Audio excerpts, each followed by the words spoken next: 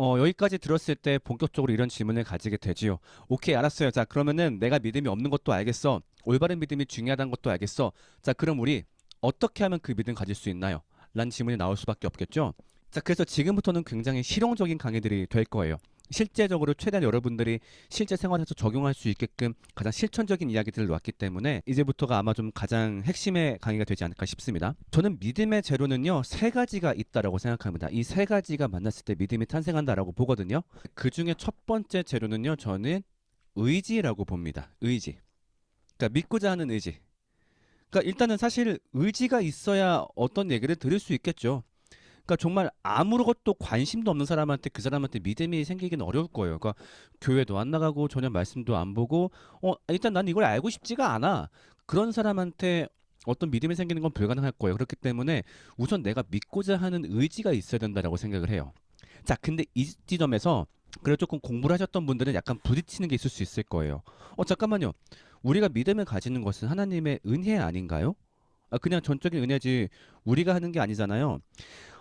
여기에 대해서 심지어 신학자들끼리도 굉장히 여러 가지 막 의견이 갈리긴 하는데 그냥 요건 제 주장이라고 생각하고 들어주세요. 저는 어떻게 생각하냐면요. 이 비유를 좀 하나 해볼게요.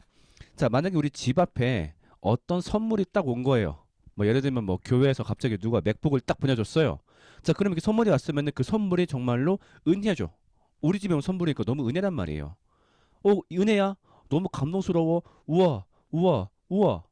하고 있으면은 그 선물이 내게 되진 않을 거예요. 그냥 그렇게 끝나버리는 거죠.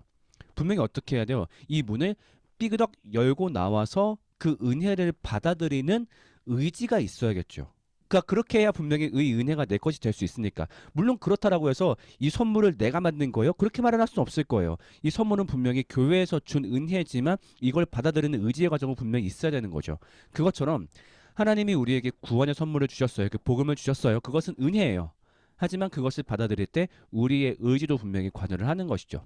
그래서 우리가 로마서 5장 2절에 보면요. 또한 그로 말미암아 우리가 믿음으로써, 그러니까 영어 성경 보면은 by faith라고 나오거든요.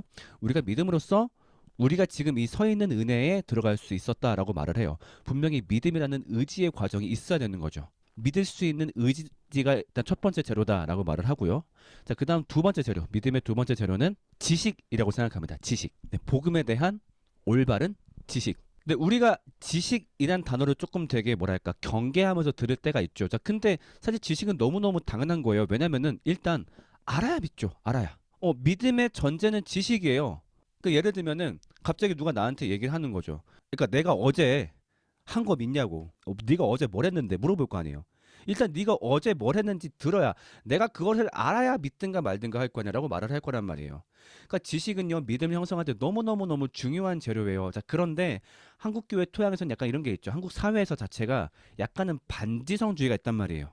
특히 교회의 언어로 좀 바꿔서 말을 해본다면은 이 믿음이란 게 말이야, 그렇게 책만 보고 성경책 들여다보고 책상에서 나오는 게 아니라, 산에서 기도하고, 24시간 기도하고 나무 뿌리 뽑고 그게 믿음인 거지. 무슨 책 속에서 그냥 책상 앉아가지고 약간 이런 식으로 성경에 대한 지식을 폄하하는 게 좀 우리나라 전반적으로 그런 게 있어요. 자, 그런데 이 반지성주의는 절대 기독교가 아니에요. 기독교는 단 한 번도 지식의 가치를 낮춘 적이 없어요. 이게 너무너무 중요하다고 얘기해요. 그래가지고 유대인들을 보더라도 어렸을 때부터 말씀 교육을 철저하게 하죠. 왜냐하면 너무 당연해요. 믿음은 들음에서 나니까. 그 들음이 뭔데요? 그리스도의 말씀이니까. 일단 이 말씀을 들어야 내가 믿든지 말든지 할 수 있을 텐데 상당히 많은 경우 애초에 이거를 몰라서 못 믿는 경우가 많아요. 자, 그럼 말씀 구절 하나 더 볼게요. 바울이 에베소 교회에 쓴 편지예요. 일단 제가 한번 읽어볼게요. 여러분도 그리스도 안에서 진리의 말씀 곧 여러분을 구원하는 복음을 듣고서 그리스도를 믿었으므로 약속하신 성령의 나련을 받았습니다. 말이 조금 어렵죠? 그 무슨 말이냐? 에베소 교회 사람들이 성령의 날인, 성령의 도장을 받았대요. 그건 뭔 뜻이에요? 성령님이 너 내 거 꽝 찍은 거예요. 그러면은 에베소 교회 사람들이 어떻게 성령님의 자녀가 될 수 있었나요? 라고 했을 때 진리의 말씀을 듣고서, 진리의 말씀이 뭔데요? 너네를 구원하는 그 복음을 듣고서 그리스도를 믿었으므로. 그러니까 그때 비로소 우리가 신앙이 생길 수 있는 거죠. 이 지식은 너무너무나 중요한 거죠. 그러니까 성경 찾아보면 이런 예시가 너무너무 많아요. 에디오피아 내시도 있죠. 에디오피아 내시가 혼자 성경 보다가 도저히 이게 뭔 말인지 모르겠는 거예요. 갑갑한데. 그런 와중에 누가 빌립이 가가지고 그 말씀을 알려주죠. 그러니까 그 말씀을 듣고 아 이게 이 뜻이군요. 그 지식을 얻었을 때 비로소 믿음을 갖는단 말이에요.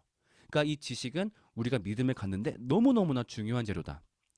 자, 그다음 우리가 의지가 있어요. 의지가 있기 때문에 지식을 가졌어요. 그러면 우리가 다 믿어지나요? 그렇지 않죠. 지식이 완벽해도 이것이 안 믿어지는 경우가 있을 수 있어요. 그렇기 때문에 필요한 마지막 재료가 뭘까요? 바로 성령의 도우심. 왜냐면은 어쨌든 이 사실을 정말로 믿음으로 고백하게 하는 데는 성령님의 도움이 없으면 안 되거든요. 그러니까 우리가 열심히 복음을 설명해야 돼요. 지식을 최대한 논리적으로 설명해야 돼요. 그런데 결국에는 논리로 다다를 수 없는 부분이 등장하게 돼요. 예를 들면은 신의 존재를 입증하는 거. 아 이거 불가능하죠. 최대한 추측할 수는 있겠지만 또 예를 들면은 복음을 뭐 아무리 멋있게 설명해봤자 결국 단순하게 얘기하자면 그거예요. 옛날에 중동에서 2000년 전에 웬 남자가 죽었어. 그게 너를 살렸어. 아 이걸 어떻게 믿어? 근데 어느 순간에 이것이 나에게 믿음으로 훅 들어오는 순간이 있어요. 우리는 그것을 보고 성령의 임재라고 얘기를 해요. 그래서 우리가 이 지식을 들어도 아 미안한데 뭔 말인지 알겠는데 안 믿겨요. 그런 경우 충분히 있을 수 있어요. 그럴 때 필요한 것이 무엇이에요? 성령의 도우심. 그렇기 때문에 고린도전서 12장 3절에 이렇게 얘기를 하죠. 성령을 힘입지 않고서는 아무도 예수는 주님이시다라고 말할 수 없습니다. 그러니까 이 지식을 신앙화할 때 우리를 도우시는 분이 성령님이시라는 거죠. 그래서 믿음의 재료 세 가지, 의지, 지식, 성령 이렇게 세 가지가 됩니다. 자, 그러면은 이 세 가지를 바탕으로 우리가 약간 도표를 만들 수 있는 것 같아요. 믿음에 이르기까지 사람의 상태를 파악할 수 있게 어떤 도표를 만들 수 있을 것 같거든요. 자, 의지도 없고 지식도 없고 성령도 없는. 이건 너무 당연하겠죠. 그러니까 난 애초에 믿을 생각이 없어. 의지도 없고 지식도 없어. 그러니까 당연히 성령님의 도우심도 안 와. 이런 사람의 상태를 뭐라고 할 수 있을까요? 아마 무의지라고 할 수 있을 거예요. 애초에 의지 자체가 없는 거죠. 알고 싶지가 않은. 자, 그 다음 단계. 자, 의지는 있어. 내가 잘은 모르겠는데 분명히 그리스도를 알고 싶고 그리스도를 믿고 싶어. 그런데 몰라. 이 상태를 아마 무지의 상태라고 할 수 있을 거예요. 의지는 있지만 지식이 없는. 자, 그 다음엔 이렇게 의지도 있어. 그리고 이 복음에 대한 지식도 습득했어. 그런데 믿어지지 않아. 이 경우를 아마 불신이라고 얘기할 수 있을 거예요. 그리고 마지막 성령의 도우심까지 와서 의지가 있었고 그걸 바탕으로 복음에 대한 지식을 습득했고 성령의 도우심으로 이것이 믿어졌어. 우리는 그 단계에 비로소 뭐라고 할 수 있을까요? 이 사람이 회심했다라고 말을 할 수 있을 거예요. 자, 그래서 이 위에 세 단계 이렇게 세 단계를 가지고서 우리가 구도자다라고 칭할 수 있겠죠. 아직 도를 찾고 있는 사람, 찾은 사람이 아니라 구도자 그리고 마지막 이 회심의 단계를 성도라고 할 수 있을 거예요. 어제 점검했을 때는 그냥 믿는다 안 믿는다 이렇게 막연하게 두 가지만 나왔다라고 한다면은 오늘은 안 믿는 상태를 조금 더 세분화해서 좀 나눠봤죠. 무의지인지 무지인지 불신인지 이렇게 나누는 게 중요한 이유는 나눠서 각각의 상태에 맞는 조치를 할 수 있기 때문일 거예요. 자, 그러면은 각각의 상태에 맞는 조치를 한번 알아봅시다. 자, 무의지 상태예요. 자, 이럴 때는 어떤 조치를 하면 될까요? 일단 본인의 의지가 없기 때문에 주변에서 도와줘야 될 거예요. 자, 어떻게 도와줘야 될까요? 이 사람한테 복음이 필요한 이유를 설명해 줘야 되겠죠. 복음 자체를 설명하는 게 아니라 너한테 복음이 왜 필요하냐면은 그러니까 너 삶 문제 없다고 생각하잖아. 그치? 그러니까 의지가 없는 거지. 근데 너한텐 이러이러하기 때문에 복음이 필요해. 이런 것들을 얘기해주고 그 다음에는 복된 삶을 보여주기. 너무너무 중요한 거. 주변에서 복음을 가진 자의 행복한 삶을 보여주는 거죠.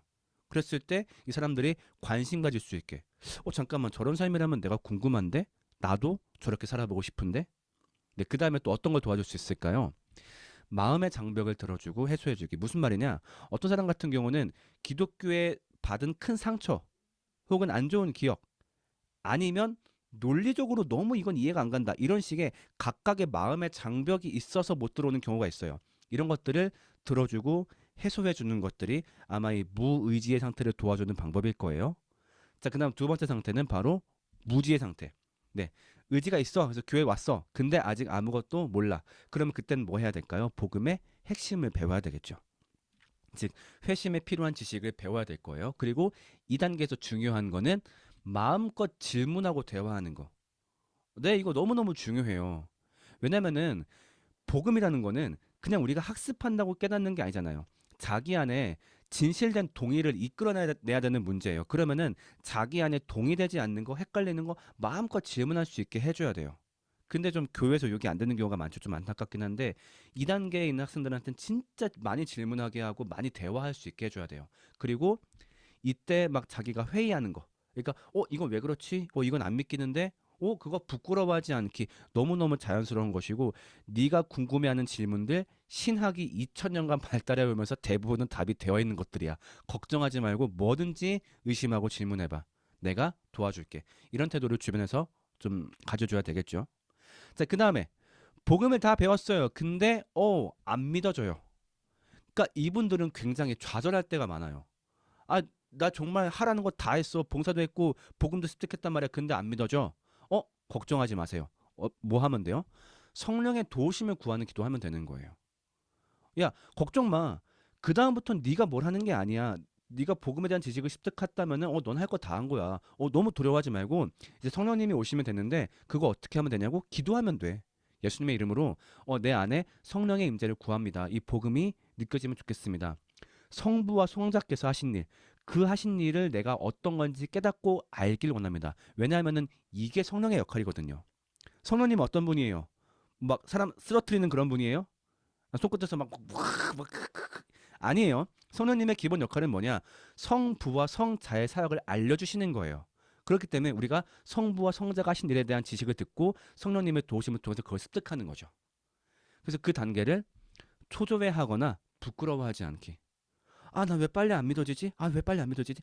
걱정 마. 하나님이 보시기 좋은 때에 너에게 그런 것을 허락하실 거야. 그리고 왜 난 안 믿어지지? 나만 뭔가 잘못됐나? 아니야. 성령님의 도우심으로 믿는 거라니까. 제가 믿는다면은 제가 잘나서 믿는 게 아니라 그냥 제한테 성령님이 좀 일찍 도와주신 거야. 제가 더 잘난 게 아니라. 그리고 네가 더 못난 게 아니라 하나님이 보시기 좋은 때에 따라 주신 거니까 걱정하지 마. 부끄러워하지 마. 그리고 함께 공동체와 함께 하자. 어쨌든 너는 함께 복된 삶을 누릴 수 있는 자격이 있고 너도 어쨌든 그 내용은 다 알고 있으니까 너도 동의하잖아. 분명히 일반적인 삶엔 답이 없고 여기 삶을 같이 하고 싶다 그런 마음 때문에 복음을 배운 거잖아. 같이 하면서 우리 즐기면서 걱정 말고 성령의 도우심을 구해보자. 그러니까 성경 말씀에 뭐라고 나와 있어요. 너희가 악할지라도 너희 자녀한테 좋은 것을 줄 줄 알거든. 하물며 하늘에 계신 아버지께서야 구하는 사람에게 성령을 주시지 않겠느냐. 야, 이건 하나님이 보증하신 거야. 다만 그때가 언젠지 나도 모르겠어. 사람마다 다르더라. 그냥 지식을 얻자마자 갑자기 삐용 꽂히는 사람도 있고 되게 나중에 오는 사람도 있던데 이거는 어쨌든 하나님의 영역이니까 네가 구했다라고 한다면은 걱정 마. 아닌 말로 네가 죽을 때까지 성령이 안 왔다? 그럼 네 책임은 아닌 거지. 그분 책임인 거지. 그러니까 너무 걱정하지 말고 초조해하지 말고 부끄러워하지 말고 우리 함께 성령의 도움을 구하는 기도를 하면서 복음을 반복적으로 익혀보자 라고 하면 되겠죠. 그리고 마지막 4단계 회심에 이른 사람들한테는 이제 비로소 성도가 되었으니까 이제 성도의 삶을 살도록 해야 되겠죠. 그 다음에 이 사람들이 교회를 형성하기에 대해서 해서 교회된 삶을 살 수 있도록 도와줘야 될 거예요. 그 다음에 가능하다면은 이제 다른 지체의 회심 과정을 도와줄 수 있어야 되겠죠. 네, 이렇게 4단계로 나누었어요. 4단계로 나눈 이유는 너무 명확한 거죠.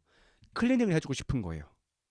그러니까 자기의 상태가 어떤 상태인지 구분해서 각 단계에 맞는 조치를 할 수 있게끔. 근데 이런 조치가 되어 있지 않으면 예를 들면 구도자인지 성도인지 구분도 안 돼 막 섞인단 말이에요. 그러면 어제 얘기했듯이 구도자한테 막 성도의 의무를 부여한다든가 그런 참사가 벌어질 수도 있고 구도자 가운데서도 상태가 다양할 수 있는데 적절한 조치를 못하게 될 수 있으니까 클리닉이 없으면 근데 이런 클리닉 제도가 있으면은 각 그 상태에 맞는 도움을 줄 수 있겠죠. 자, 그래서 우리가 다시 4단계를 봤습니다. 아까 그 표를 다시 볼게요. 네, 이렇게 4단계 무의지, 무지, 불신, 회심. 자, 그러면 질문은 너무 당연하겠죠? 자, 나의 상태는 이 4가지 중에서 어떤 상태인 것 같나요? 네, 역시 내 사례를 말하기 부끄럽다라고 한다면 남의 사례 얘기해도 괜찮습니다. 그 다음에 그러면은 그 상태에 적합한 조치를 어떻게 하면 취할 수 있을까요? 여기까지 한번 얘기를 나눠보면 좋겠습니다.